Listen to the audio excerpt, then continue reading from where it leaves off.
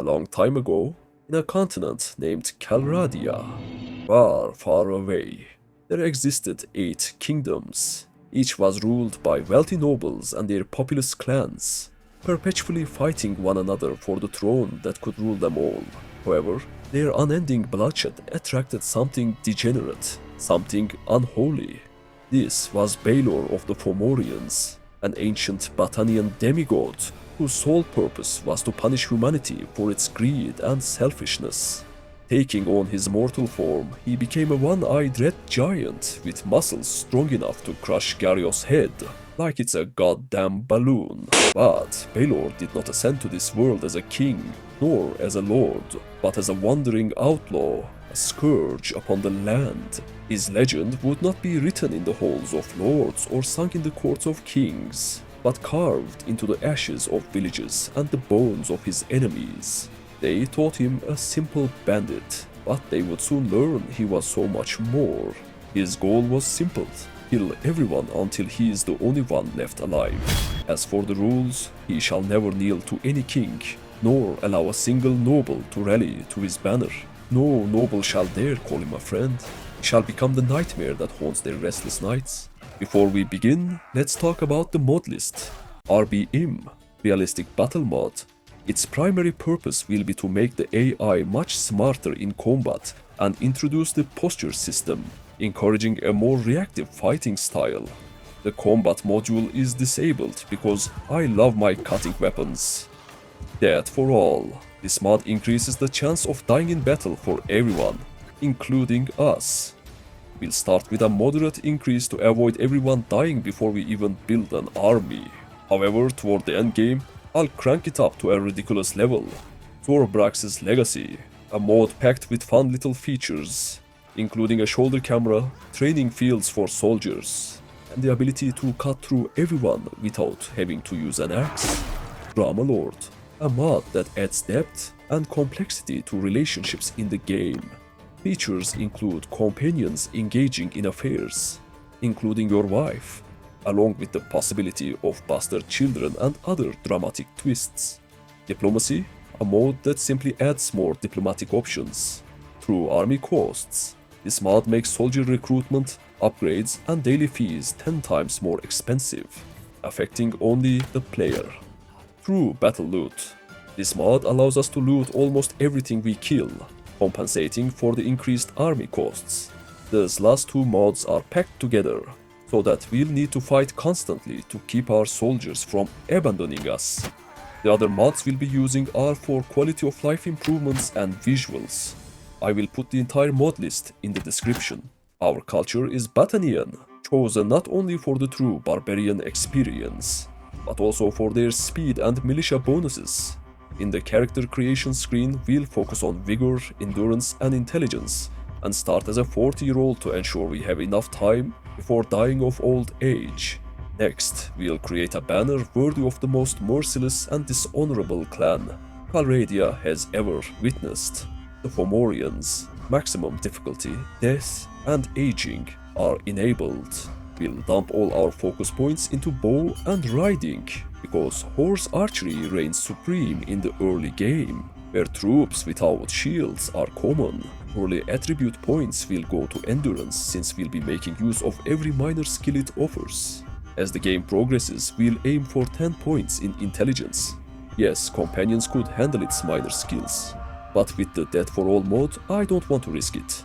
Also, medicine is by far the most broken skill in the game, as you'll see later in this video when I face off against a Kuzite god. Now that our plan is set, I began by visiting the cities of Battania.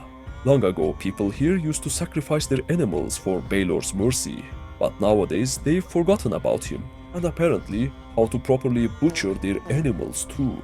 I sold my civilian gear and bought as many animals as I could, then cut them up and sold their meat and fur for a huge profit. Afterward, I bought myself some arrows, because the slaughter was about to begin. Aiming with no skills in bow is a horrific experience, to say the least, and looters having better range and aim with their rocks doesn't help. But one by one, I took them all out, gaining 30 bow and 20 riding skills in a single fight. I sold the loot, continued the animal cutting strategy, and bought upgrades to my gear as soon as I could. For now, I'd have to ride alone, as we need massive stacks of dinars before recruiting soldiers. In this campaign, they'll demand the gold they truly deserve in exchange for their lives. After a bit more grinding with looters, I bought a Palmation and named him Roach. Yeah, I know, very original, thanks to a mod called Horses. Another extremely original name. I'll share a bond with my horse after naming it. This bond will increase its stats as I continue riding it. With Roach at my side, I rode south, as my uncontrolled looter hunting had driven them dangerously close to extinction. Our new victims, desert bandits, are much easier to deal with compared to looters. Their infantry lack throwing weapons, and the endless desert is far more suitable for horse archery. Their cavalry is equally ill-equipped, with no shields or throwing weapons, except for the Harami. However, the AI's incompetence makes them manageable. We avoid attacking hideouts to prevent slowing their respawn timer, and systematically clear all desert bandits as we ride east. As our level increases, so does our aim, and headshots become much more frequent. I also bought an Ascarat from the Brownies, as she was much faster and more maneuverable than Roach. Sorry buddy, but she's the new Roach now. After gaining enough experience in our skills and saving up quite a bit of dinars, we return west to test our increased power against mountain bandits. Their shielded troops counter our attacks in every direction, except their feet. We then join Evlandian tournament and win a two-handed sword as a prize, finally giving us a melee option. Afterward, we recruit a companion in Pencanok, willing to sacrifice his body to summon the Celtic, aka Batanian, god of the hunt, Ternunos the Hunter. He will serve as our scout from now on. We equip him in the style of a Fian champion, armed with a two-handed sword, a massive bow, and no horse. With our newly expanded treasury, I began recruiting Batanian archers and used bandits as a resource for experience. It was incredibly easy for them to level up as I distracted the enemies, allowing the archers to rack up kills without ever putting their lives at risk. After purchasing enough horses to boost my party's movement speed and carry capacity, and recruiting close to 50 soldiers, I declared war on the Western Empire, using their villages as a free source of infantry recruits. These imperial peasants will serve as meat shield slaves, protecting our barbarian archers. I raided village after village, quenching my bloodthirsty sword with peasant necks, and promoted Fian champions to companions to fill the clan limit, thanks to the distinguished service mode. These companions were trained in stewardship, medicine, and scouting, preparing them to lead strong parties in the future. The first promotion went to Pelisor, the miller's son. I have no idea who Miller is, but I know what Pelisor will become, our archer captain. Shortly after, two more Fian champions were promoted to join our clan, Katfin and Fahasak, and Urian the sharpshooter. I transformed them all into true Fomorians, with the blackest skin and the brightest blonde hair. A truly demonic look. As I continued raiding villages, the nobles of the Western Empire began to take notice. I had to swallow my pride and retreat. My archers were strong, but my infantry was still tier 1, completely outclassed. Most enemies fell to our arrows before the lines could even clash, leaving my infantry untested and inexperienced. If I fight right now, Imperial cavalry would have easily crushed my infantry and overrun my archers. To address this, I returned to Marunat and trained my infantry in the arena, spending a good chunk of dinars in the process. Once I had upgraded most of my infantry to at least tier 2, I set out again and attacked Milos. Despite a quarter of my troops still being wounded from their training, the Lord was confident, outnumbering us 2 to 1 and unaware of what awaited him. I positioned my soldiers on a hill surrounded by trees. The enemy Lord sent 2 horse archers, which I dispatched with ease. However, he wasn't confident enough to send the rest of his troops, forcing us to give away our position and march toward him. As my soldiers advanced, I attempted to thin the enemy ranks on my own, but the posture system on horseback proved more punishing than I expected. My constant falls from the horse seemed to inspire the enemy troops who began their advance. I quickly halted my soldiers just before they entered the flat, open field. The enemy infantry was annihilated with ease, while I dealt with their archers. It was a brutal victory. Only 2 of my soldiers died, both disposable infantry. Unfortunately, Milos managed to escape and there was no way I could catch up to him. I continued raiding villages, joining tournaments, and in the meantime, talking to the ladies to find myself a suitable partner. After some time, I found myself torn between 2 women, Whitewin and Taorse. Taorse was 7 years younger than Whitewin, just 18 years old, barely legal, but legal nonetheless. She was an honorable lady, while Whitewin was a dishonorable wench. Guess who I picked? I quickly rushed to Whitewin with my naked, humongous body, bogging the simp next to her with my perfectly shaped, bald head. Then I rizzed her up by talking about how there's nothing ethically wrong with raiding villages, and how peasants are inferior to people like us.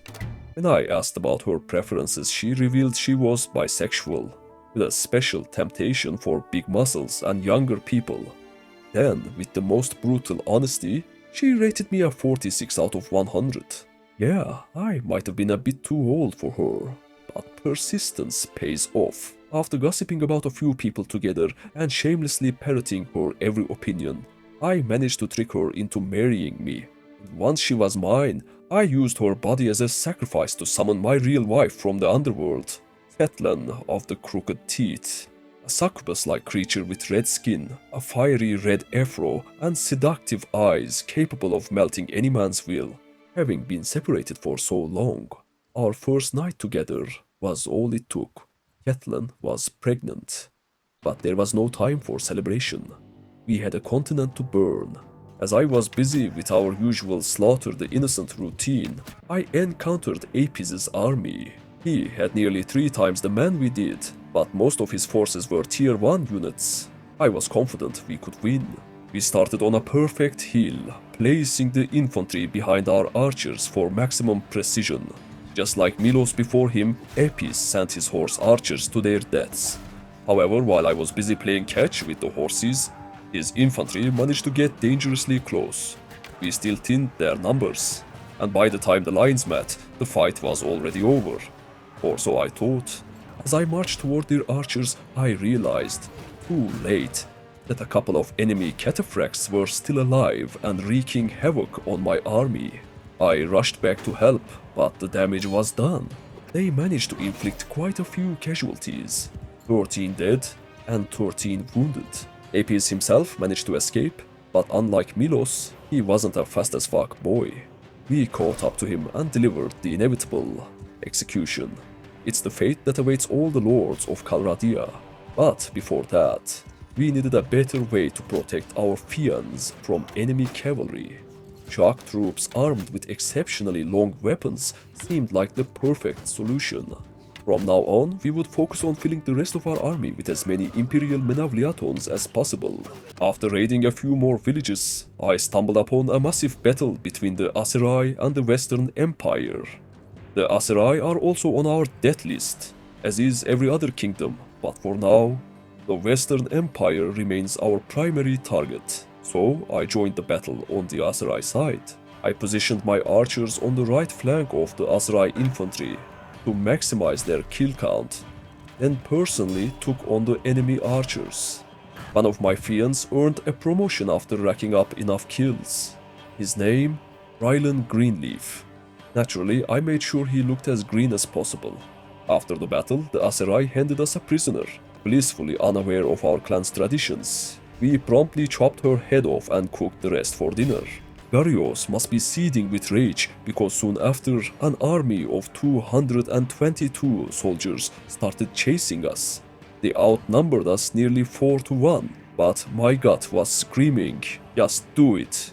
Before the battle began, I positioned my party just beneath the edge of a mountain, hoping to secure the high ground advantage. But, as if cursed by some dark magic, the gods of Calradia decided to toy with me. They placed my army at the edge of a damn coast, handing the high ground advantage to the enemy. To make matters worse, the nearby small hill was behind the magical red border, trapping us in this hopeless terrain. Even with the odds stacked against us, I gave it my all. We managed to eliminate their infantry and most of their cavalry before they overwhelmed my archers. As their remaining forces closed in, I tried retreating to take advantage of our superior range, but the situation was dire, 9 against 93.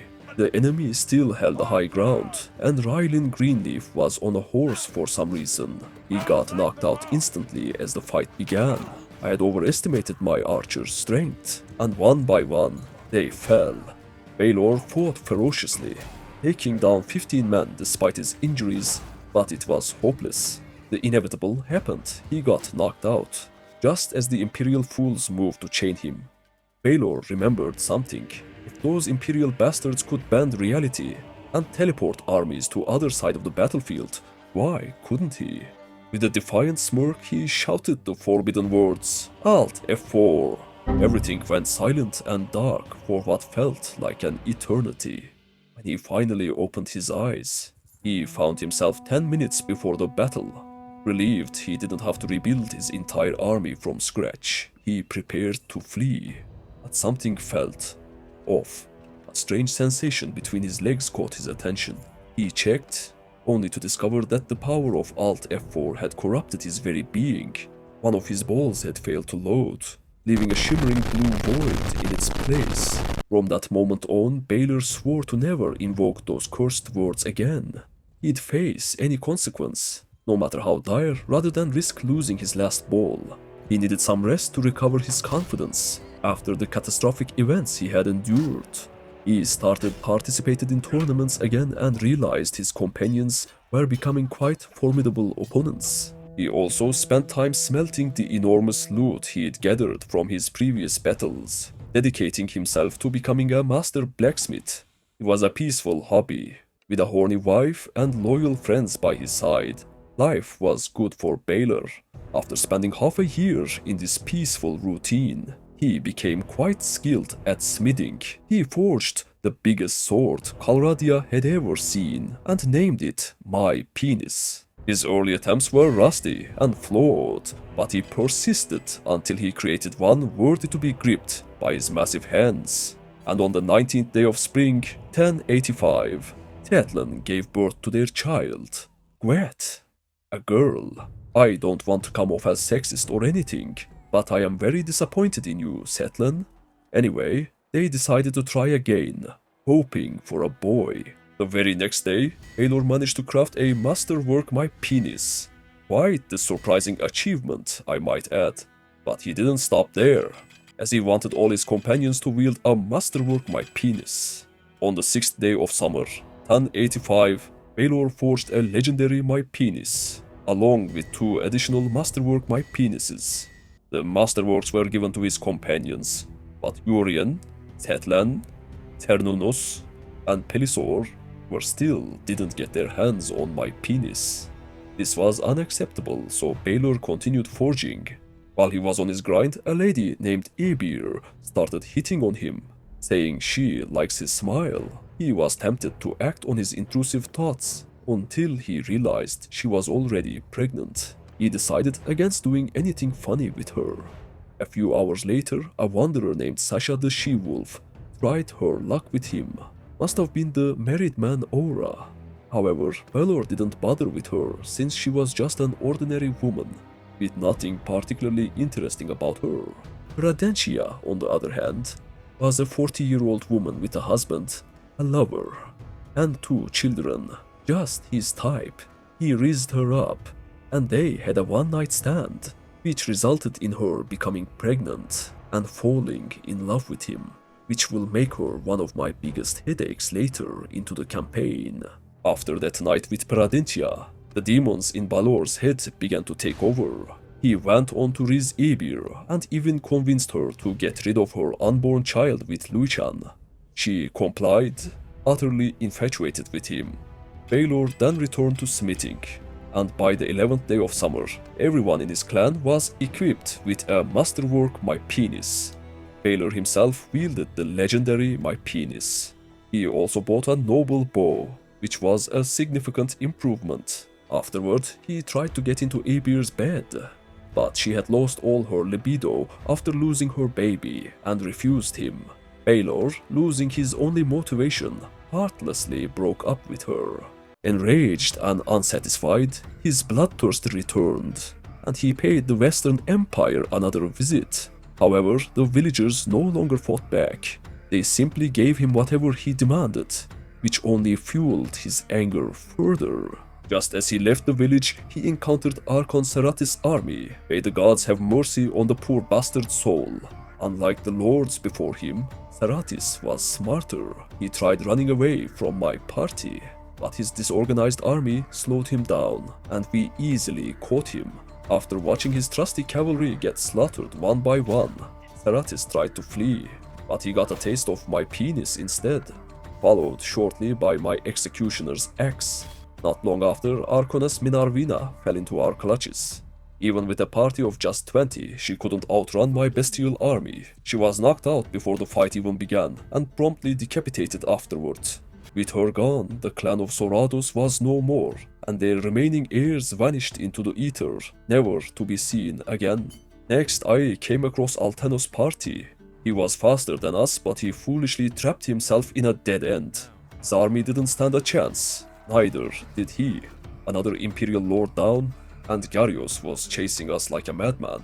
I wasn't going to risk being outnumbered 5 to 1. We'd bide our time and catch that bastard when he was alone, burning village after village. The days passed until, on the 19th day of summer, 1085, Tetlan gave birth to our child, a boy this time. Good job, woman. Later, Archon Achios rode to defend one of his villages. He brought a strong force of high-tier cavalry, but in a village fight, horses are a liability, with obstructions everywhere. I positioned my archers to take full advantage of the terrain and stationed my infantry behind a house for cover, as their shock group loadout would make them easy pickings for enemy archers if they had an angle. I ordered my archers to hold fire until the enemy close to 100 meters. We couldn't afford to run out of arrows in what would be a long battle. The enemy infantry was annihilated instantly, and their cavalry struggled, constantly getting stuck on the terrain. Meanwhile, their archers were no match for my Fiend champions, and were wiped out without claiming a single life. With 3 more lords dead in one swift battle, we crippled the Western Empire in just a week. After more village raids, the weight of all the loot we'd gathered became too much for our party to carry. So I visited the Southern Empire to sell it off, and bought as many horses as I could. On the 9th day of autumn, 1085, Radentiar gave birth to our bastard child. Despite my immoral tendencies, I'm not a monster. I told her to keep the child. I also made sure to knock up my wife again to balance out my extracurricular activities. Then I set out to forge myself a massive axe, because let's face it, even the longest sword feels too short on horseback. Meet Excalibur, an axe with 152 reach and 135 swing damage. I resumed my favorite pastime, raiding villages, and on the 14th day of autumn, 1085, I received news that Caladog had been executed by Garios. The racist pig thought punishing my people's kingdom for my actions would serve as payback. Joke's on him, I wanted Batynia gone anyway. Thanks for saving me the trouble, angry man. Soon after, I caught Varmuros attacking an Aserai caravan. I let him slaughter the poor traders first. I don't want the Aserai to like me too much. And then tested my new Excalibur on his man. Yeah, this felt much better than my penis. I chopped off Varmir's head as per tradition. After raiding more villages, I found Garios in a vulnerable position. It seemed he and 5 lords in his army were returning from a major battle, as their numbers were noticeably low. 247 men, spread across all tiers. It would be a tough battle, but the risk was worth it. If we won, it would spell the end for the Western Empire. I positioned my archers right at the edge of the red border and placed my infantry in front of them. As the enemy began their charge, I adjusted the formation. Infantry moved in front of the archers while the border behind us limited the enemy cavalry's maneuverability. This kept my archers safe from being picked off one by one. My Excalibur proved invaluable, its long reach allowing me to hit multiple enemies with each swing. The battle quickly turned into a brutal meat grinder. Both our infantry and theirs were annihilated, along with most of their cavalry. But the chaos broke the enemy's morale, and they began to flee. The cost was high. 16 of my men died, including 10 of my prized Fiend champions. But the rewards outweighed the losses. The battle earned us 65 renown, elevating us to Clan Tier 3, and we claimed the heads of 5 enemy lords, including Emperor Garios himself. To top it off, I equipped his golden imperial helmet, maxing out my drip. With our clan tier increased, I expanded our ranks by recruiting a new companion, Vadrios the Infantry, an imperial Menavliton, who, as his name suggests, would become my infantry captain. On my way back to Batania to restock my archers, I caught my wife Setlan cheating on me with Katfin and Fasash. She feared for her life, but I had more pressing matters than her infidelity. I gave her a stern warning and moved on. Perhaps she felt neglected, given how my mind was always on the duty. So I decided to give her some attention. After all, she was the mother of my children, while training my recruits in the arena and submitting for extra experience. Vadrios the Infantry approached me, saying he liked my smile. Turns out, my infantry captain was gay. But hey, this is the 11th century, and I don't judge. He's still a beast on the battlefield. Meanwhile, Pradentia, the mother of my bastard child, kept pestering me for a meeting. I ignored her, hoping she'd eventually stop. On the 9th day of winter, 1085, Setlan gave birth to our third child, Idwin. Yes, she had cheated on me while pregnant with my child. Naturally, I got her pregnant again immediately after. Having many heirs was crucial for securing my future throne. During my travels, I noticed Ortizia had rebelled against its Aserai masters.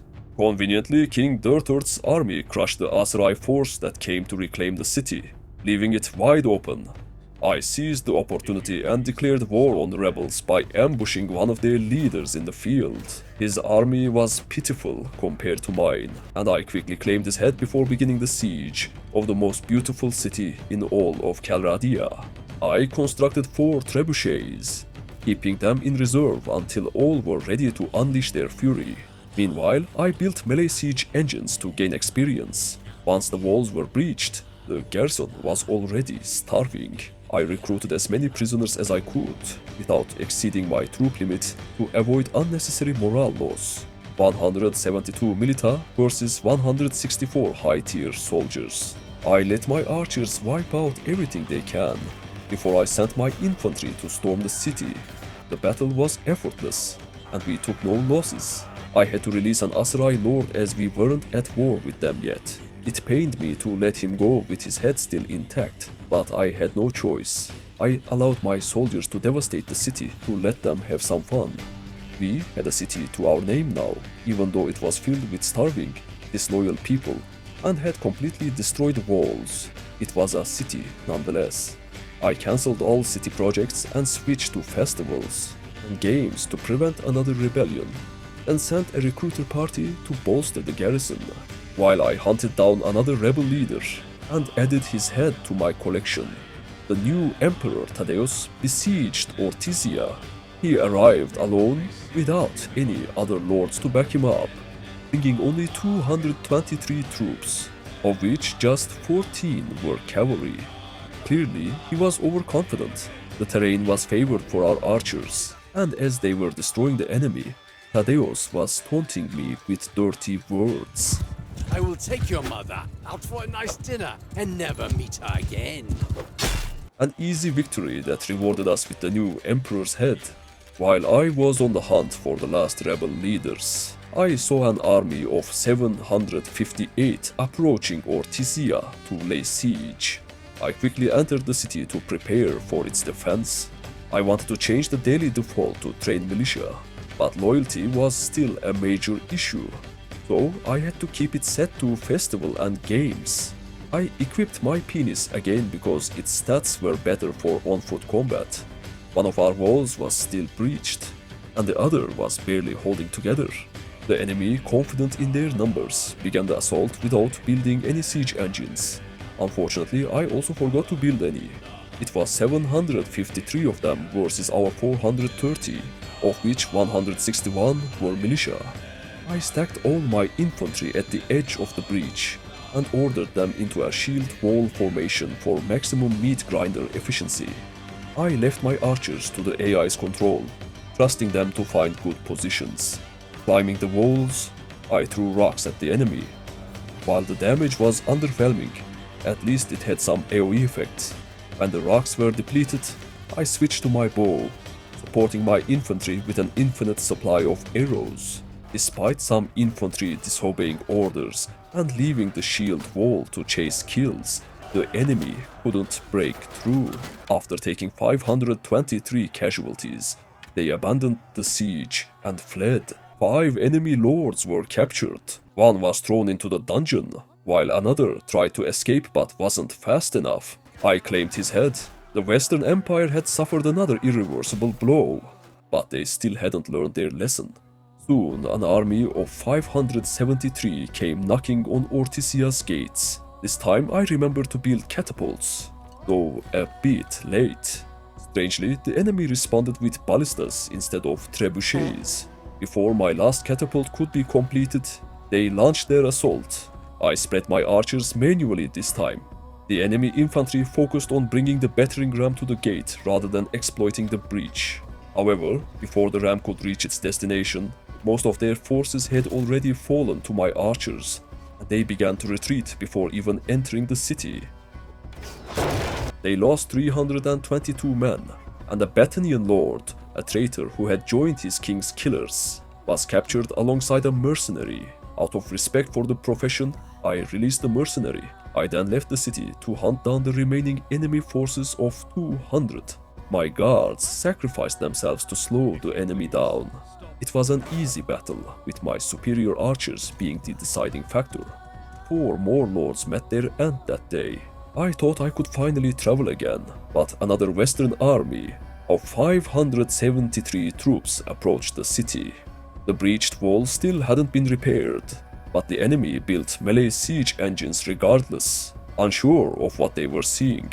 While the siege preparations continued, another army of 400 joined them, bringing their numbers to 966 against my 470. Both their ram and siege towers were destroyed before reaching the walls. Seeing their siege engines obliterated, the enemy fled instead of using the breach. But since they lost 275 of their men, and with many previous failed attempts, I guess their cowardice can be understandable. 3 lords were imprisoned, while 2 mercenaries were released without ransom. I pursued the remaining enemy force of 314, but before I could engage, their army disbanded, scattering their numbers. The third emperor was among them. It was an easy battle with only one of my men dead and 1 wounded. With Melkia executed, the Varos clan was eliminated. The third emperor also joined his predecessors. Archon Postor tried to flee but was caught. We dueled and he lost both the fight and his head. I then hunted down the last surviving noble of the defeated army, Archoness Uresa. She led me on a long chase but eventually got caught after entering the woods. A fatal mistake against a Battanian. Her death marked the end of Clan Palladios. The Western Empire now had only 5 clans left, most of them with just a handful of nobles over 18. While on my way to Lageta, I caught the new Empress, Lysica, but she managed to escape, leaving her soldiers behind. I continued the chase until King Dirthward cornered her and took her prisoner. I haggled with him, and he handed her over for only 8,000 dinars. The old bastard has been very useful so far. With the new Empress dead, Clan Dianikos was also destroyed. I began the siege of Lageta, confident the remnants of the Western Empire lacked the courage to stop me. However, while I was busy, I learned my wife had given birth to Urian's child. Soon there wouldn't be a soldier left in my army who hadn't slept with her.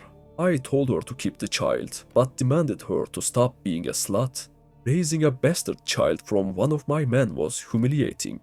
I wanted to punish them all, but needed their skills. Especially now, as Nereida and her 335 troops marched to disrupt my siege. I abandoned the siege to prevent the garrison from joining the fight, but Nereida, despite her larger numbers, fled. She knew her troops were no match for my Fians. After a short chase, I caught her.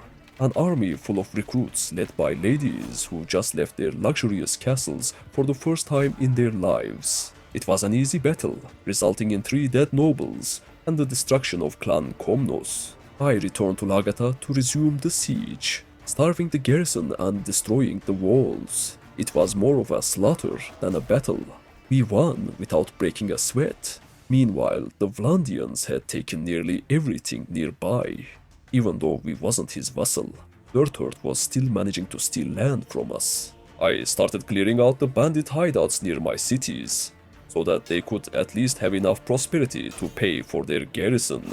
Meanwhile, an army of 393 besieged my sweet Lageta.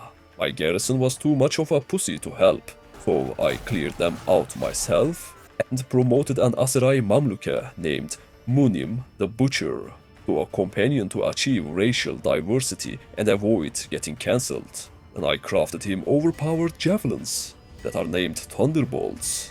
Motherfucker would become the Abdul Zeus. Arcones Agnala was caught attacking my villagers. With her head chopped off, Clan Lunalion was no more. Then I impregnated my wife. As if I didn't act fast enough, someone else would.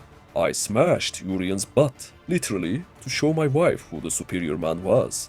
Then I marched east to siege Oristakoris castle. I waited until all the walls were destroyed, because there was no force left to disturb us.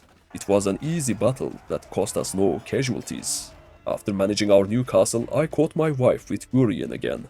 I guess bending him over achieved nothing. I demanded she end her relationship with Urian, knowing full well she wouldn't listen. She was breaking my heart, and I didn't know why I wasn't enough for her. A mercenary from the Legion of the Betrayed besieged my new castle. Instead of fighting, I sat down and talked with him. Realizing we had much in common, we became friends, and he abandoned the siege despite us being at war. Soon, Zionica and Amitatis were also under siege by the Vlandians. Dirthurt was eating the fruits of our savagery without shame. After checking the map, I realized that the Vlandians and Kuzaites were expanding uncontrollably, while the Sturgians and the Southern Empire had lost a big chunk of their fiefs. All this fighting brought us to Clan Tier 4, meaning we were now eligible to create a kingdom. But creating it right away would have put us in a vulnerable position, as it would authorize the other kingdoms to declare war on us. With only 200 men in our party, we would have been destroyed. So I decided to remain an independent town owner until we built a mighty army, and gained enough influence to enact key policies immediately after forming our kingdom. I moved my max-tier soldiers into the garrison, and took the inexperienced ones into my party to train them. This process would continue in cycles until both of my garrisons were entirely filled with max-tier troops. On the 17th day of spring, 1087, the Western Empire officially left the chat, as its remaining fiefs were captured by the Vlandians and the Kuzaites. With no threats left to disrupt us, we continued building our legendary Fomorian army.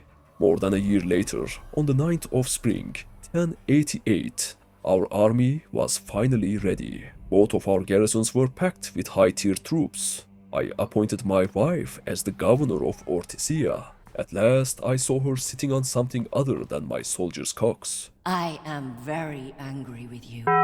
Using the language and laws of the Batanians, I officially declared the creation of my own realm, the dominion of Fomorians. Soon, a reign of blood, the likes of Dirthurt cannot imagine, shall fall down upon them. With the dominion established, we gained the ability to create armies composed of multiple parties. I pulled the soldiers from my garrisons and assigned them to the command of my companions, Urian the Sharpshooter, Katfin and Fasak, and of course the Whore Queen of Fomorians, Ketlan the Crooked Teeth. With the Royal Guard policy signed, Our combined force stood at 806 high-tier soldiers, perfectly balanced between infantry and archers, along with a decent number of cavalry. Our total strength stood at 2,751, while Vlandia boasted a staggering 10,881, a near fourfold difference. It wasn't the smartest decision, but with our borders lined with lands they had stolen from us, we had no choice but to declare war. And on Spring 19, we did just that. Our first target was our hometown, Marunat. With no militia to defend them due to low loyalty and only level 1 walls, I started the assault immediately before they could finish building the catapult. Breaking through their infantry with ladders was challenging, but I managed to slip through and eliminate most of their high-tier troops, allowing my infantry to swarm the walls. Overall, Marunat wasn't too hard to take, with only 6 dead and 33 wounded. Using the influence we gained, I signed a non-aggression pact with Batania to prevent them from hindering our conquest of Vlandia, and formed an alliance with Aserai. It wasn't very barbarian of Balor, but I knew diplomacy wouldn't last once our expansionism became infamous. I needed to take advantage of it while I could. Our next target was Marunat's neighboring castle, Yanokhan, another level 1 wall, and as before, I started the assault before they could finish their catapult. This time, I didn't bother climbing the ladders myself and focused on supporting my archers. After my infantry opened the gates, I stormed in on Roach, cleaving through enemies at lightning speed, until my momentum launched me and my horse out of the castle's borders. I managed to return just in time to finish the fight. Around Ebcomer Castle, I saw Durtur's army, and chased him around the mountains but failed to catch him. I returned to Lanokhan Castle to check the dungeon for prisoners, and found Taorse, the woman I had once considered marrying. She had betrayed Batania to join the ButterLord's ranks.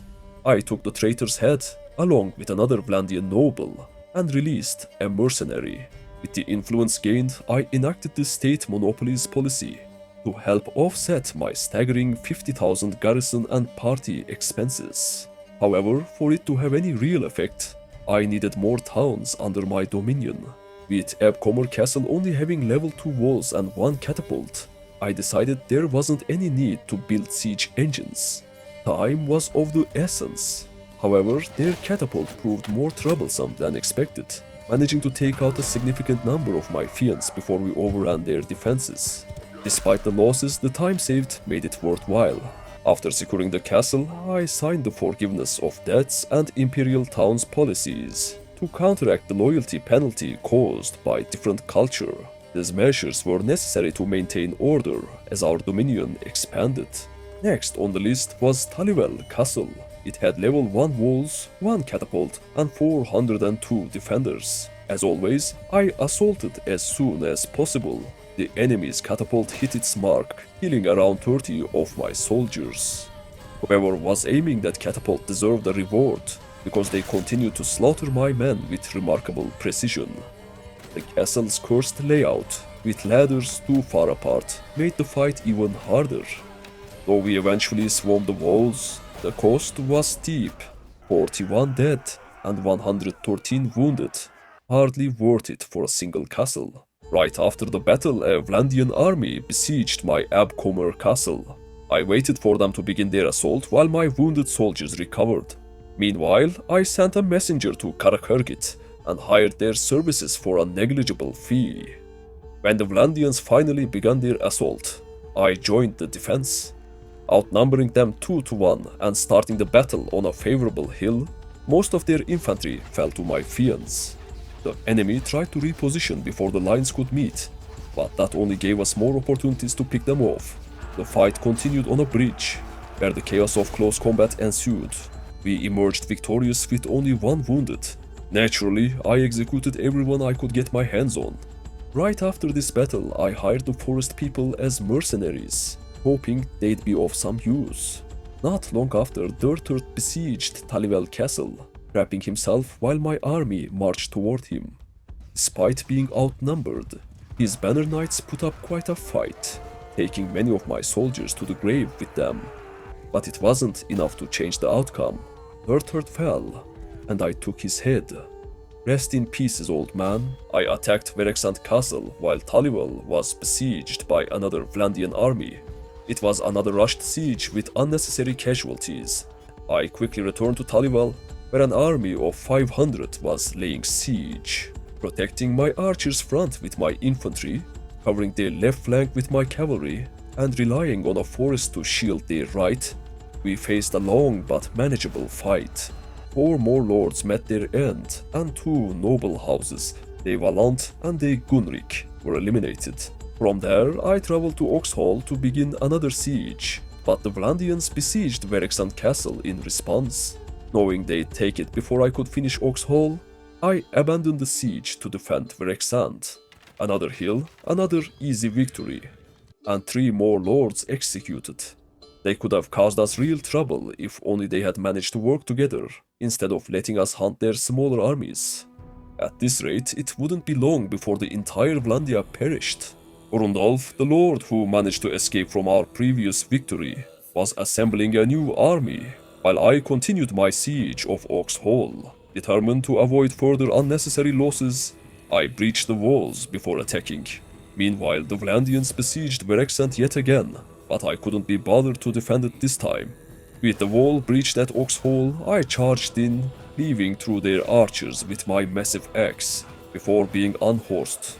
Balor was freaky in this battle, butchering everything in front of him and racking up 144 kills, with signing every policy I want, meaning any policy that doesn't decrease prosperity or loyalty too much. The only use left for my influence was to promote my companions to warlords. The first one to get promoted was Rylan Greenleaf, one of my few friends who didn't sleep with my wife, and his green face being my favorite face to look at. I gave him Abcomer Castle, and his clan name shall be Pen Rylan, which means Peak Rylan in Celtic. From now on, I will promote all of my companions, except for my scout Cernunos and my captains, to lords as long as I have the influence and castles to give them. I won't give them towns yet, as I have a perk in leadership that adds +5 to my party limit per town under my rule. Ryland's small army allowed me to catch Urundolf's army. Bro was proving himself useful already. Easy win, but Urundolf, being the slimy bastard he is, managed to escape from the battlefield again, but this time we managed to catch him and finally cut off his head, which resulted in Dejelind being eliminated. Though Vlandia started to beg for peace, we were just getting started. I returned to Verexant Castle before their army of 700 managed to take it. It was a tight battlefield with the enemy started just 180 meters in front of us, abusing the hill and commanding our cavalry to shield wall in order to distract the enemy cavalry as long as possible, and later using them to flank the enemy infantry and clear the enemy archers achieved us another easy victory. Gutrag, the leader of Skolderbroda mercenaries, accepted to join us after being imprisoned. Another round of executions and Dave Falcon was eliminated. It was time to take Prevent from their dirty feudal hands. Their garrison was strong and militias numbered many, but it was hard to hold a line when Balor's each swing were killing at least 5 people.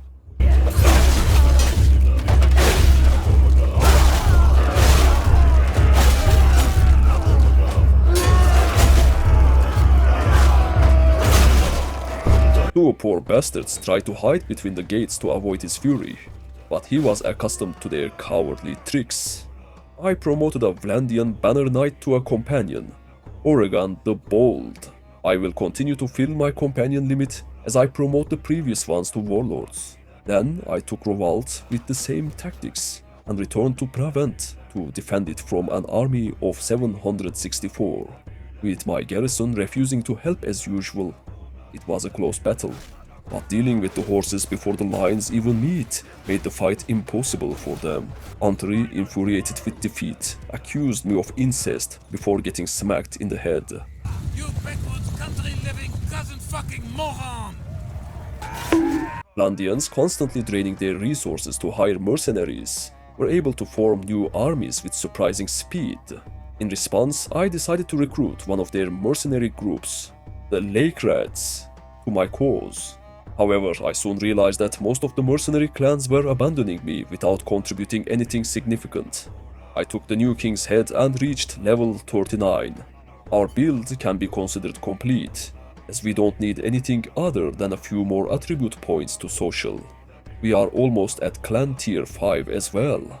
With Filinora's death, De Merok, King Dirturt's clan, was obliterated. As a result, the Vlandians chose a new queen, Kalatild, the notorious MILF of the West. Afterwards, I caught Munim the Butcher and Vadrios the infantry pounding their swords to each other, while Pradentia kept bothering me with her cravings. I'm busy with genocide, honey. Can you please leave me alone? I took Ostikon and Turby Castle and slaughtered an army of 620. This caused the elimination of Clan de Cortain. My constant warmongering made Aserai break our alliance. I won't be able to form any diplomatic relationships with any kingdom ever again. Not that I need any. I stormed Ormanfart Castle and saved a poor soul stuck between two worlds. Vlandia could be considered already dead, but them having too many fiefs makes it hard for us to finish them off.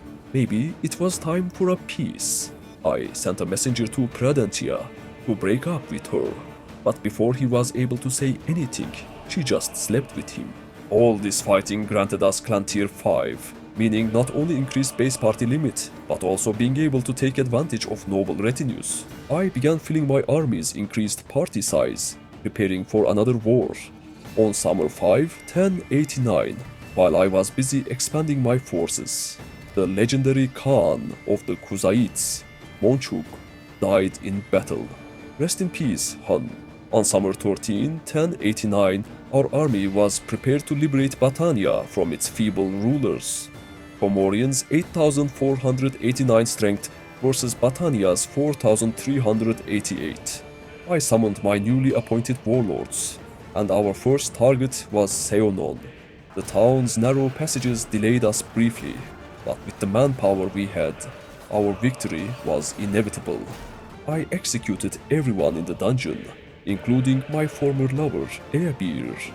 Glory takes precedence over emotions.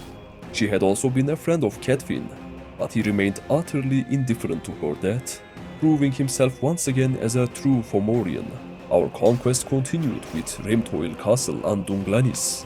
It was evident they lacked the strength to put up any meaningful resistance. Town after town, castle after castle, execution after execution. By autumn 17, 1089, all of Battania had been united beneath my red-on-black banner.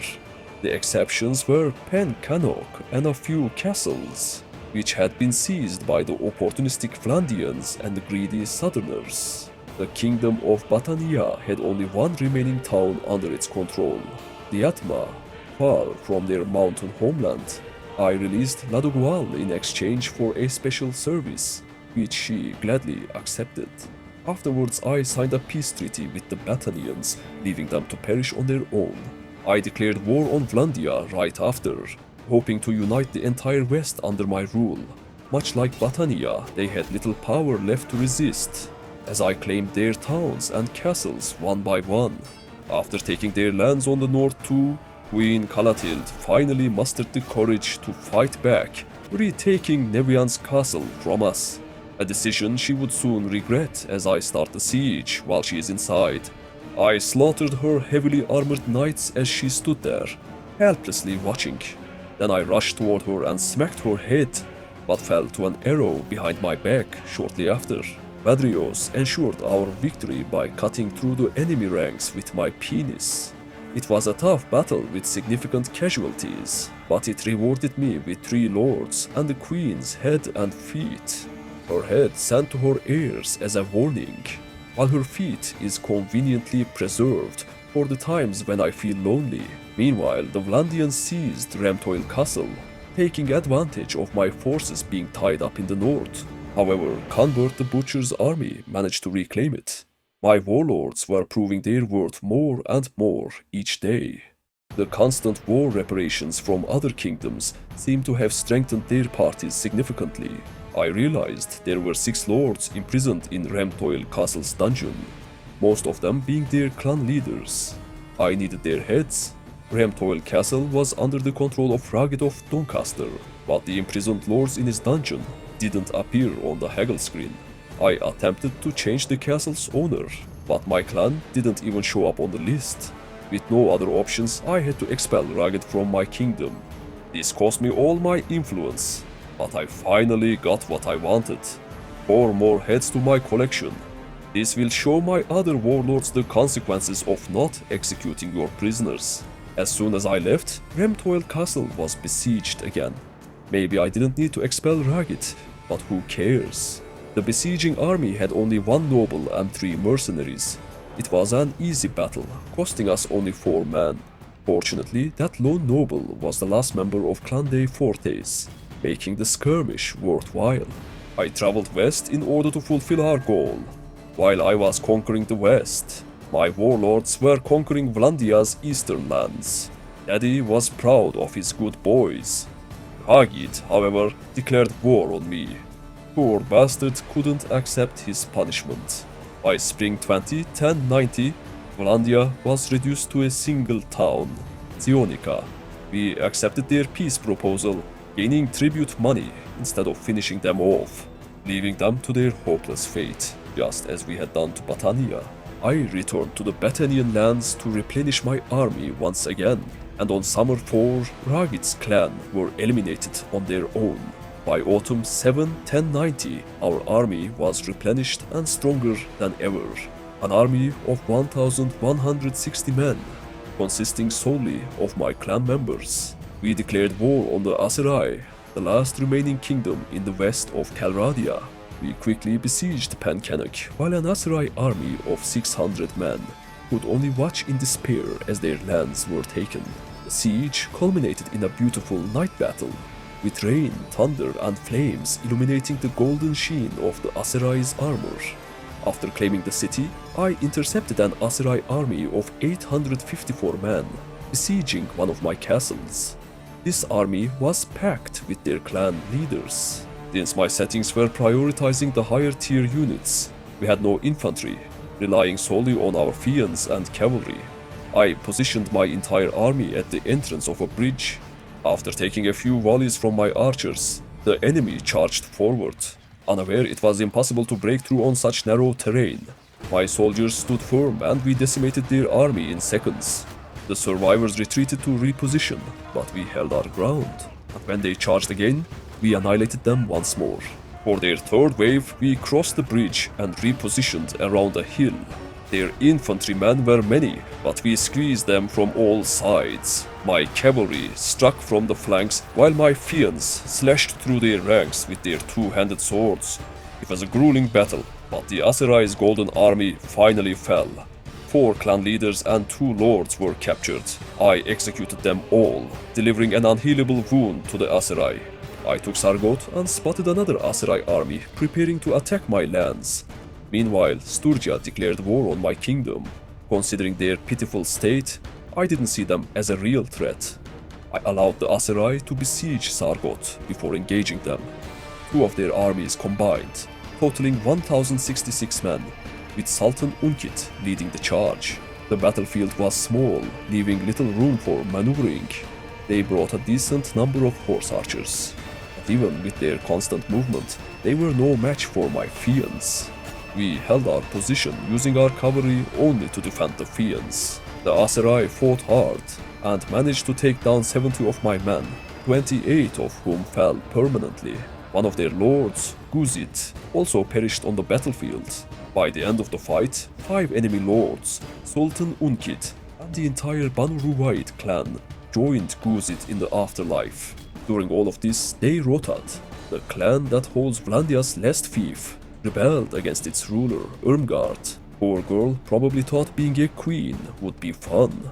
On the 5th day of winter, 1090, Northern Empire eliminated the High Kingdom of Battania by taking their last shelter, Diatma. We took Usank Castle and Charas, finally uniting the entire West. Our goal was fulfilled, but Balor's one remaining eye began to turn south. Though weary from endless battles, he knew Conquest had to continue. There would be no rest until the greed was eradicated from the entire continent. Riding atop the roach, his loyal yet equally exhausted steed, he painted the desert red with every stride she took. During one of the sieges, however, he fell from the walls. His skill in athletics spared him from a permanent disability, but his knowledge of medicine told him that this injury would not be an easy one to recover from. Still, he pressed on. He cut another army and claimed the lives of 3 more lords, further carving his legacy into the sands of the south. After taking Sanala, a massive building caught Balor's attention. Curious, he decided to investigate. It was an orphanage. His relentless slaughter had left countless children parentless. This made Balor felt something he never felt before: guilt. He always had a soft spot for orphans. Memories of his own childhood flashed before his eyes. His mother had died giving birth to his massive baby body. Her legs were torn apart by his unnatural size. His father, Nate, the god of war, had deemed him an abomination and abandoned him in the underworld. Growing up there had been brutal, and even now, he carried the scars of that trauma. The thought of these children enduring a similar fate filled him with a profound sense of horror. Moved by his conscience, Balor adopted over 70 of them. He then signed a peace treaty with the Aserai, stopping the conquest. His wife disapproved of his decision, but he didn't care. Taking his own children with him, he left her to lead her own party, marking a new chapter in his life. Balor returned to his capital, Marunat, determined to spend the rest of his days caring for his children while securing their future. He invested in their prosperity by opening numerous beer and wine workshops throughout Battania, bringing joy to his people and steadily expanding his treasury. Additionally, he initiated a variety of town projects, transforming the Battanian cities into the wealthiest in all of Calradia. Amidst this period of peace, Blandian rebels emerged and declared themselves the Empire of Orduna, an empire with only one city. He dedicated himself to trading, eventually raising his skill to 125, unlocking a perk that allowed his workshops to generate renown as well. He dumped all of his party to Seonon's garrison to avoid paying them 10 times more, keeping only 20 men by his side. With his newfound simplicity, he devoted his time to training his children, ensuring they would grow into masterful warriors, capable of continuing his legacy. A little later, Catelyn returned to her husband, unable to bear being away from him. Balor, meanwhile, began investing in banks, profiting from their interest rates and further securing his financial empire. However, shortly after their romantic reunion, Catelyn, being the hoe she is, started cheating once again. On the 12th day of summer, 1091, Blandia was finally destroyed. Balor began redistributing his non-Battanian cities to his warlords. Though there were around 20 of them, he needed his warlords to remain wealthy and powerful to protect the kingdom's borders. They were fighting the Aserai with all their might, while Balor was spending his days working in his village's farms to better understand the struggles of his subjects. On the 6th day of summer, 1092, Urien the Sharpshooter, one of my oldest companions, married Svanna, a Sturgian lady, which made him a part of my clan's family, turning him into a noble against my will. I still remember how that bastard used to pipe my wife behind my back. But while Balor was away, Northern Empire grew strong, taking most of our lands and even managed to reach the gates of our capital. The king had no choice but to wield my penis once again. The Northern army was formidable, packed with legionaries and an unending stream of elite cataphracts. It was no wonder my warlords couldn't stop their advance. However, they made the mistake of fighting us on our home turf, the forest. Their cavalry was unable to utilize their speed or couch lances effectively, making the battle winnable. Even so, they inflicted significant casualties, 25 dead and 46 wounded, taking down one clan leader, 2 lords, and Emperor Lukon himself. We dealt a critical blow that should give my warlords the edge they needed. Afterward, I returned to the comfort of my palace and continued to chill out. On the 18th day of summer, the Northern Empire finally surrendered, and agreed to pay us a hefty tribute. Meanwhile, Pradentia was continuing to harass me with her relentless requests for a date. I used this time of peace to resolve the matter, meeting her, doing the deed, and then breaking up with her. Surprisingly, she took it very well. Later, the Aserai declared war on my kingdom. A foolish decision. My warlords swiftly crushed them, leaving the Aserai with only a single town. In the years that followed, our conflict with the Northern Empire continued in cycles. Brief wars followed by short-lived peaces, with fiefs constantly exchanging hands. Finally, while Urian was staying in one of my cities, I took the opportunity to sleep with his wife, Svana, settling our old score. Having been away from the battlefield for over 2 years, Balor's bloodthirst became impossible to contain.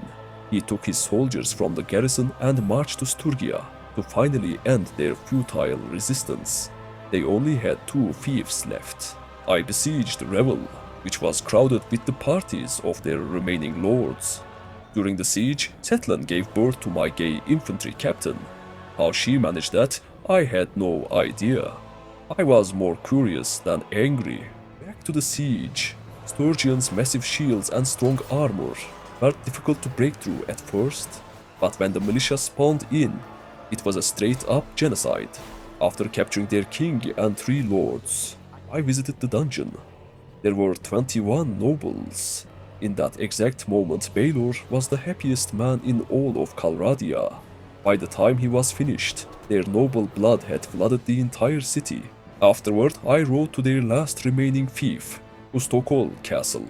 It was another easy victory. 5 more lords were executed, and 2 more clans were wiped out. Sturgia was no more. Their remaining clans declared war on me individually, along with every other kingdom in Calradia. We were at war with all the remaining kingdoms. A Khuzait army of 654 was besieging one of our cities. They had hundreds of horse archers, but they were too slow for Balor. Unable to kite him, they fell one by one. With their only real threat neutralized, the rest of their army crumbled. Their great Khan was beheaded, and it was time to punish those horse fuckers. Without their mounts, the Khuzaits were inferior in sieges, except for the Khan's guards, who were beasts in every possible situation. Thankfully, the Khuzaits didn't bother to station a real garrison in the Sturgian lands they had invaded. We took Belgard and slaughtered an army of 860. They begged for peace, and we accepted. Balor still had over 70 children waiting for him in the capital, and they needed their father more than Calradia needed its conqueror. After some time, rumors began to spread across Calradia about a Khuzait god named Tengri descending from the skies to banish Balor to the underworld. They whispered that he had 300 points in every skill, every perk unlocked, and maxed out attributes. His army of immortal horse archers was said to be unstoppable, but Balor, in his arrogance, dismissed these tales as mere gossip and continued to indulge in his wealth. Meanwhile, his wife gave birth yet again to a child of the gay infantry captain. Around the same time, Svana bore the child of Castor the horseman, my cavalry captain. Good riddance, Urian. Then a courier arrived with an outrageous marriage proposal. One of my warlords had the audacity to ask for my wife's hand. Outraged at the disrespect, I soon discovered the truth. My wife had quietly divorced me some time ago. When I confronted her, she told me it was practically impossible for us to remain married. Furious and humiliated, I sent word to one of her former lovers, Munim the Butcher, aka Abdul Zeus, to take her into his clan. He refused, calling her used goods, and passed her off to one of his friends. I sold her for 116,000 gold. The mother of my children was gone in an instant. With her gone, I saw an opportunity and traveled to the Southern Empire, intent on raising Empress Ragea. There was a saying, the one true god is what's between the Empress's legs. I had to know if it was true, but my efforts were in vain. Not only did she refuse to marry me, but there was no chance of even sharing her bed. With her husband dead, she had no desires for other men. A true woman, unlike my ex-wife. I had no desire for anyone else other than these two. I was a lonely man with blue balls. Or rather, a blue ball. The spent-up frustration soon began driving me mad. I no longer cared for my children or my kingdom. I became more beast than man, driven solely by primal instincts. Gathering all my soldiers, I marched east without summoning any parties to my army. My unholy wrath swept through Calradia, turning every battlefield into a bloodbath. The death rate of battle soared to 5 times the usual toll. The Empire was my first target. Broken and fractured, they were in no state to withstand my savage onslaught. Everyone bearing the purple banner was slaughtered, including my ex-lover, Pradentia. On the 16th day of summer, 1097, the Southern Empire was no more. Ragea could have saved her crown, if only she had been hornier. Shortly afterward, on the 2nd day of autumn, 1097, the Northern Empire met the same fate. Their lords, soldiers, and cities all fell before me. Pradentia's sweet voice was silenced forever, along with every last soul loyal to their banner. The Kuzait and the Aserai were the only kingdoms left. The Kuzait had already begun a siege with an army of 1,000 men. After waiting a short while, another army of ours with 1,000 men arrived. We now had 2,000 men against their 1,000. Among their forces were 250 horse archers, many of them Khan's guards. But terrain worked in our favor. They were trapped on a forested hill, allowing me to butcher them one by one while my soldiers handled the rest. 3 Kuzite nobles fell in battle, and 6 more were executed shortly after. I turned my attention to Sironea and laid siege to it. But during this time, Kusunfulk rebelled against our kingdom. Perhaps devastating their city earlier hadn't been a wise choice, but logic had no place in my agenda now. Only sheer destruction mattered. Under Tengri's rule, the Kuzite had thrived, with every fief overflowing with Khan's guards. Not only lethal at range, but also in melee combat. They were the strongest kingdom we had faced so far. I frequently fell during sieges thanks to the precision and power of the Khan's guards. The increased death rate was taking its toll on us too. We suffered massive casualties after every siege. Not just soldiers, but warlords and companions as well. I had to constantly summon new lords to replenish our army to keep the Conquest alive. I soon discovered that Setlin's new husband, Shaim, also died during our conquest. Now both of us were alone and miserable. There was a grim irony in our shared loneliness. We caught another Kuzite army and executed 2 nobles, one of whom caused the destruction of the Urkunite clan. Yet Tengri replenished their ranks by recruiting clans from other kingdoms. Old enemies united against one, us.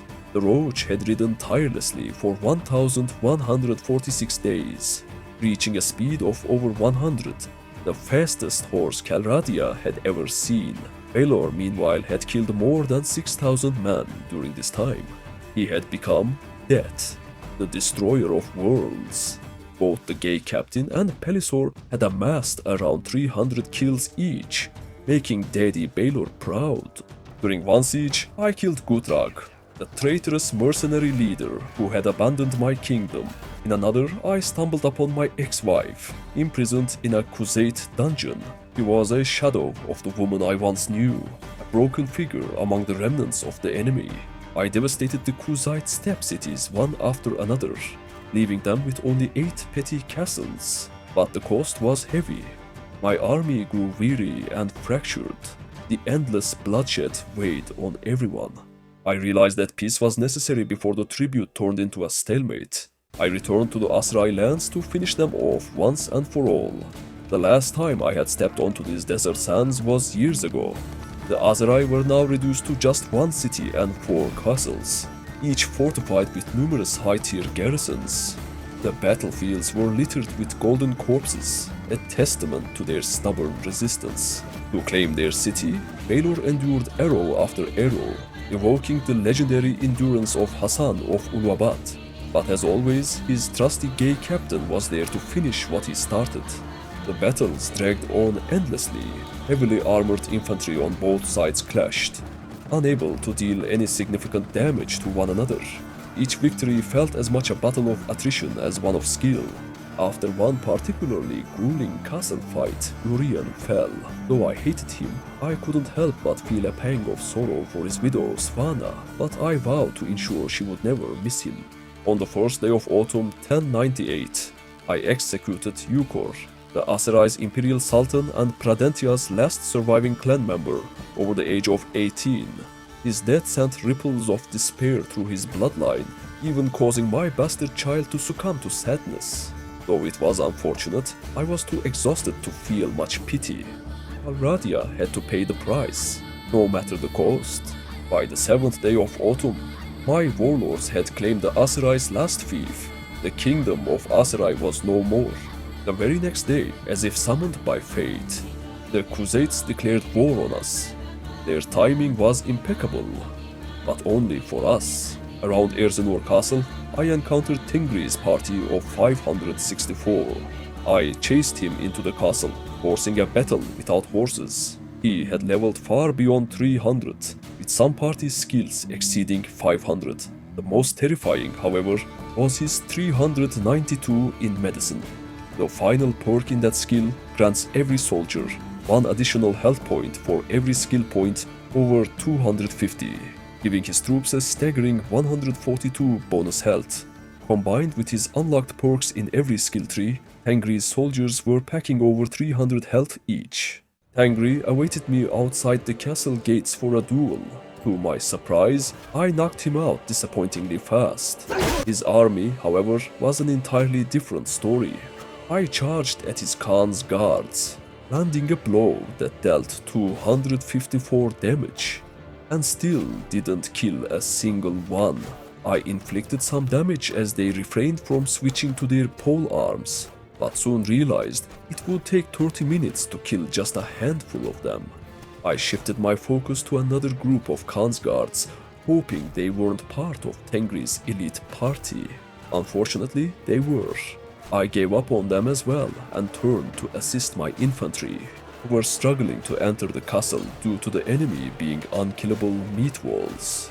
Even RBM's combat module were faster than this. Finally, my infantry breached the gates, and we marched onto their Khan's guards. But this only made them even more deadly. They tore through my army with glaives and arrows, even striking down Balor himself. My gay captain fell shortly after. Pelisor waited for our archers and backup infantry to regroup before pressing onward. Meanwhile, Tengri's forces exploited the delay to retake the walls. We crushed them once again, but the enemy kept magically appearing right in front of us, thanks to Tengri's supernatural powers. Their unending supply of immortal troops finally took down Pelisor as well. We retreated. The results were grim. We suffered 47 dead and 274 wounded, while Tengri's forces lost only 44 dead and 194 wounded. We needed Balor and his captains to recover if we had any hope of winning this bloody siege. After more than a week of rest, we charged in for a second round. Once again, Tengri awaited me at the gate. 2 arrows to the face brought him down quickly, but his soldiers remained relentless. Balor fell once more, beaten by Tengri's monstrous infantry. Forced to regroup outside the castle, we awaited reinforcements before launching a third assault. This time I positioned my fiends near the Khan's guards, confident my elite archers would win in a foot battle. Badrios supported the infantry, helping them overpower the enemy. The two forces clashed atop the castle walls, but not without cost. Our gay captain fell, never to rise again, while our cavalry captain, Phaesos the Bold, was dealing with the enemies attacking our trebuchets. How did they manage to get all the way down here? I had no idea. Even in the second round, fight was still going terrible for us. But Tengri's perks should only apply to his own party, excluding the garrison and the militia. Half of his party was already eliminated. As long as our entire army doesn't fall before his party of 500, we should be able to win. However, their killing spree seemed unstoppable. My captains were mentally drained, one even attacking their own allies out of sheer exhaustion. He got knocked down shortly after. Pelisor entered the castle, with castle's militia finally spawning. He butchered them using the undeniable power of my penis. Our patience finally paid off as the remaining inferior soldiers fell one by one, though a few Khan's guards held their positions valiantly. At long last, victory was ours. This was a lucky battle. Had we faced Tengri's army in an open field, I doubt we could have won, even with an army of 10,000. An endless horde of unkillable horse archers would have been insurmountable. I took Tengri's head. No execution has ever felt so satisfying. Our army was weakened, but with Tengri gone, no force remained to oppose us. We devastated one fief after another, until the siege of Hakun Castle. There, Balor charged into his enemies as he always had, furiously, arrogantly, and violently tearing them apart.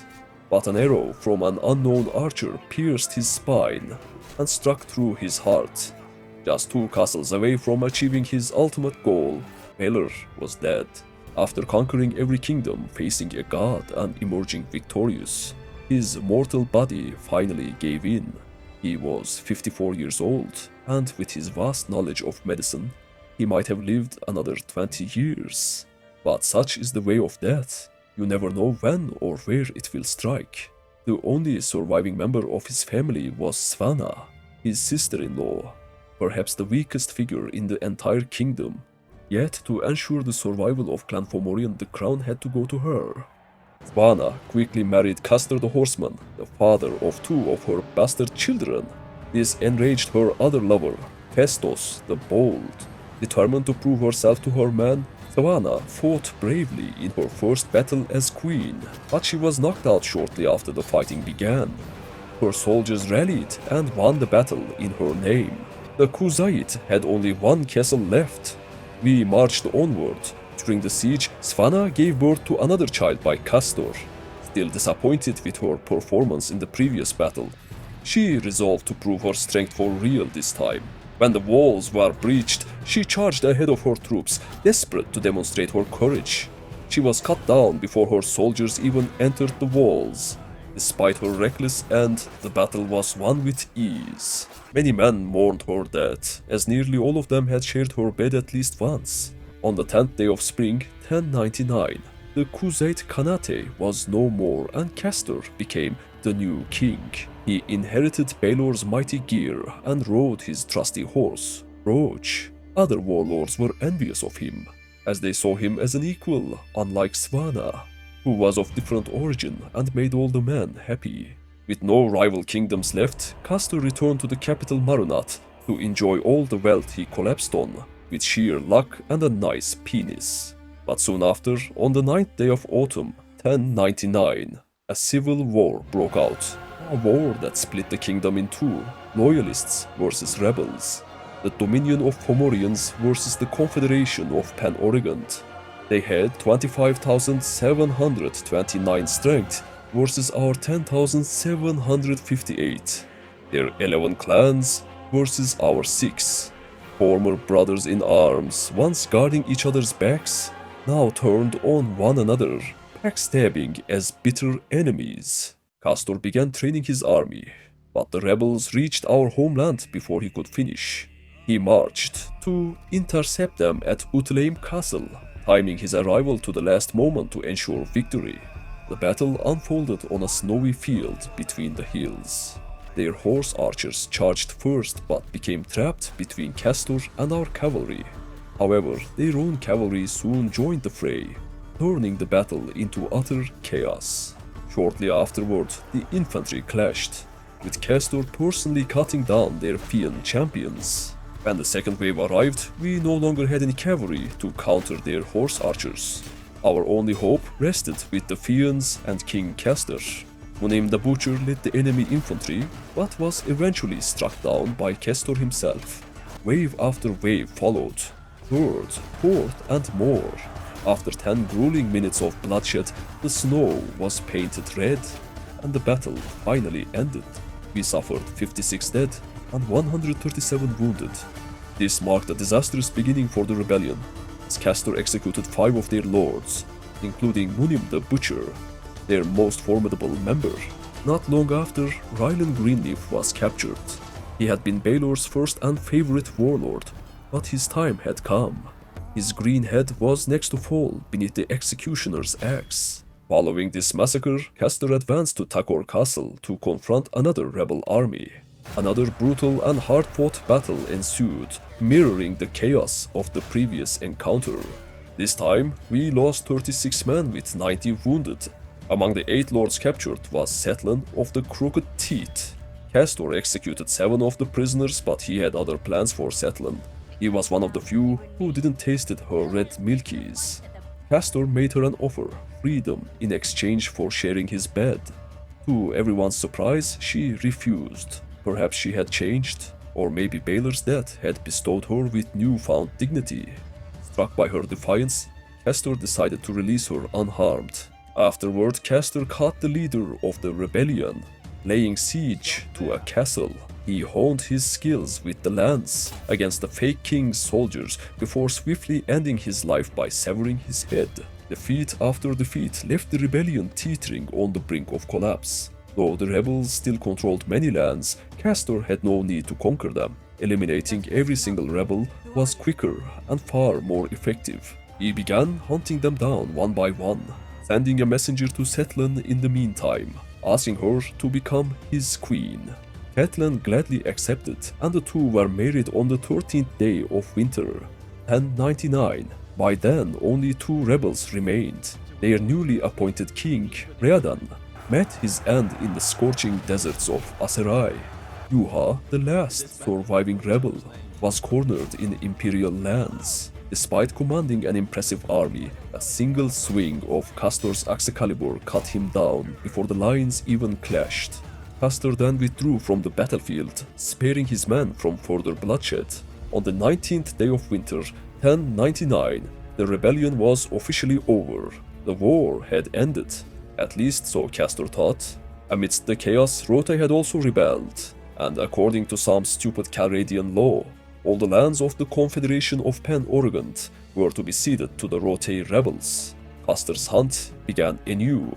The first 3 Rotai rebels were easy to locate and eliminate, but the last one was smart. He hid himself from Castor's fury until the spring 1100, where he got caught near Husnufulk. With that final kill, all of Calradia was united once again. Castor exiled every single clan in his kingdom.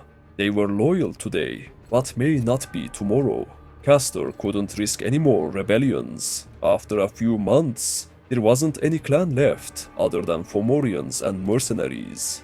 With both Balor's kingdom and wife now in his possession, Castor savored his fleeting reign.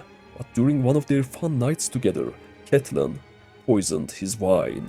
On the 21st day of autumn, 1100, Castor succumbed to her treachery, leaving her as the sole ruler of the Dominion. However, ruling Calradia was never Catelyn's true ambition. Shortly after Castor's death, she drank the same poison she had used to kill him, joining her first and true love, Balor, in the underworld. She had never stopped loving him, and had only divorced him to ignite the fury he needed to fulfill his quest. Unbeknownst to all, she had even orchestrated the rebellion by manipulating the warlords from behind the scenes. With her passing, Calradia was left without kings, queens, nobles, or clans. Even the Fomorians were no more. The continent was now a desolate land of villagers and bandits, where only the strongest would survive. No heritage remained, no laws persisted. Having accomplished their grim goals, Balor, Catelyn, and their legacy began their eternal rest in the underworld, never to rise again. A heartfelt thanks to Cernunnos the Hunter, Pelisor the Miller's son, Catfin and Fasak, and all of you for staying with me through the entirety of this journey. There's plenty more content on the way, so don't forget to smash that subscribe button to stay tuned. See you all in the next one.